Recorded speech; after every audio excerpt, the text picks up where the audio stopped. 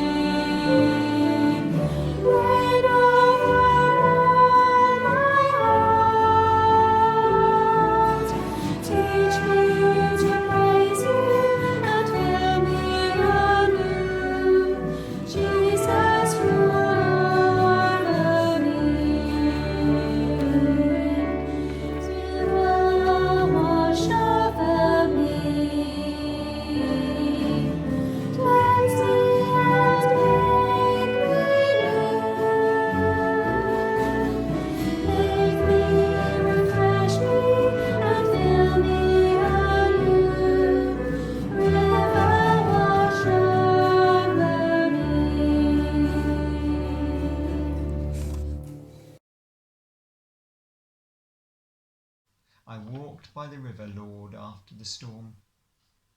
Tall reeds, brown tips bent, trailed fingers in the cold water. I watched debris floating downstream, broken branches, planks and plastic bottles surfacing like ducks. I skirted new falls of riverbank, raw-fleshed, ragged, red like wounds. But life was picking up its pieces. The grasses shrugging off the wind, stirring, straightening. A kingfisher flashed neon blue across the water, sewing up the wind-torn edges of the air. But then I saw the stranded houseboat, its stern well down below the waterline, broken bow high, mouth open for breath. It was the human connection that hit me, Lord. Reminded me of other storms that gust hard in people's lives. Winds that blow little good, that warp not reeds but personality. Life's river, its surface broken by exhausted people, drifting helpless on the current, barely floating on the stream, hopes waterlogged.